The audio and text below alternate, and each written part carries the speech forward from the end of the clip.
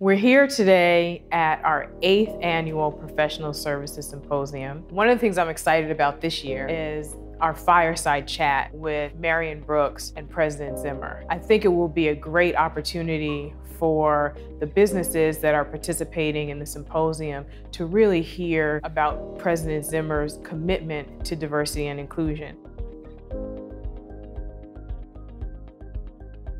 So I grew up in Manhattan at a time when it was a post-immigrant community, when you had the feeling everybody was there, not just that every banker is there. And it had a huge impact on the way that I experienced life as a child, which was the excitement and fun of learning about how everybody was different and how everybody was the same at the same time.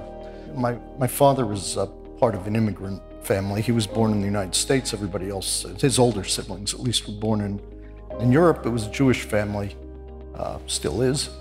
My father did go to medical school. He was the only sibling to actually, of his 6 siblings, the only one to go to college. He did go to medical school. With great irony, actually had to go back to Europe because he couldn't get into medical school in the United States. And that was very common for a lot of... because of his Jewish background? Explicitly because he was Jewish.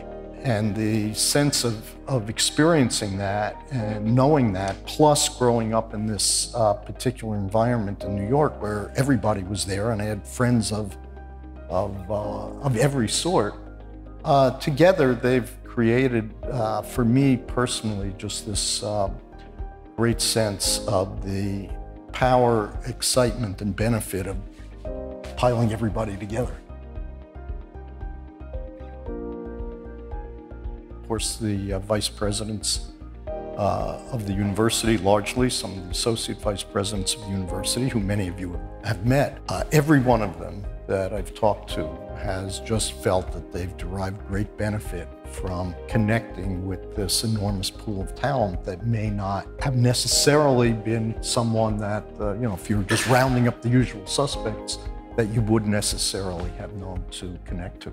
I think it's of enormous benefit to the university simply to expand the pool and scope of people that we're connected to. It requires a lot of work on the part of the team. Requires somebody to hire somebody talented who knows how to do that. And again, fortunately, we have Nadia. And it's simply another thing to do. And without prioritizing and being convinced you're going to get value out of it, you'll put it on the back burner. Why do you think there is such resistance among institutions of higher learning? The question is, what's the priority you're assigning to it? What are you prepared to do? And so that's asking a very different question. And I feel that people honestly have not prioritized this enough. I think the conviction also that you are going to get value, that you actually believe when you say that there's an enormous amount of talent that needs to be tapped and can be tapped, and that it's to your benefit to tap it. It's a question, do people really have that conviction or not? One of the key things about this symposium and about professional services is the relationship building opportunity. And so we do let firms know that this is not, they're not going to come here today and have a business meeting and be immediately retained. Although that does happen sometimes, but it really is just an opportunity to start getting to know firms, getting to know their services, and building on those relationships.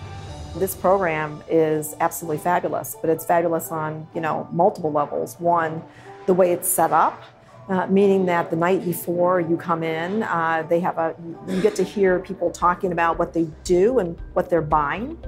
So you can actually go in and adjust your presentation if you need to. The next day, from a programmatic standpoint, you actually get the opportunity to do a pitch to your exact target audience, which is really impressive. And then the evening, there's a broader networking function. Last year, I got to meet a couple of people here that I wouldn't have otherwise had an opportunity to meet with. And we actually brought some of their team in to work with us, and they did an absolutely incredible job. So anytime you can do that, it's worth spending a few hours interacting with people. So each year we come in for a full day of meetings with managers who we think could be interesting candidates for investment from the endowment primarily. And the managers are pre-screened, and then we're able to spend some time with them understanding their strategy and getting to know them in a venue where we might not have otherwise. For the university to make an investment allocation to a new or emerging manager is oftentimes a multi-year process that requires many touch points. So getting in front of us earlier with a broader team really can accelerate that dialogue. There's still the dialogue and there's still the process, but this can be a really important first step. It underscores the university's commitment to opening our perspective and making sure we're engaging with a diverse and interesting set of managers who bring something very different to the table and whose differences may actually allow them to create alpha. So lots of people will say, well, this is good and this is good, and yeah, diversity is good and so on. But there has to be somebody who's willing to say, this is actually important and it's a priority and it can add a lot of value for you. We do, and we have the leadership to implement it, and I think the payoff is real.